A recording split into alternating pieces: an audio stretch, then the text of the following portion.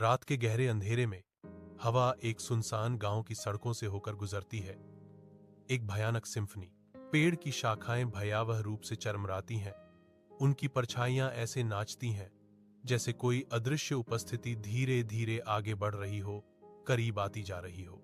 रवि एक जर्जर हवेली के पास पहुंचता है। उसकी भयानक खामोशी केवल हवा से टूटती है। उसकी छाया एक राक्षसी सिलहूट है।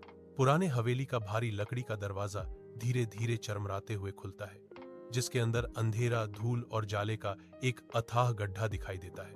रवि की टॉर्च की रोशनी अंधेरे को चीरती है, एक टिक टिक करती घड़ी को रोशन करती है और उसके पीछे से एक ठंडी फुसफुसाहट आती है।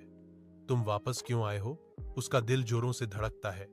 जैसे ही वह घूमता है, उसे कुछ नहीं मिलता सिवाय गीले पदचिह्नों के जो अंधेरे से निकलकर सीधे उसकी ओर आ रहे हैं। हवेली की दीवार पर लगी पुरानी घड़ी अचानक खामोश हो जाती है। उसकी कभी स्थिर टिक टिक एक अजीब खामोशी में बदल जाती है।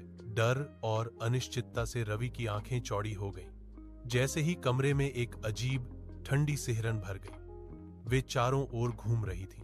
उसका शरीर जमीन पर गिर जाता है, आंखें खुली और स्थिर हैं, जैसे कि हवेली की दीवारें उसे अपने शाश्वत रहस्य में समेट लेती हैं।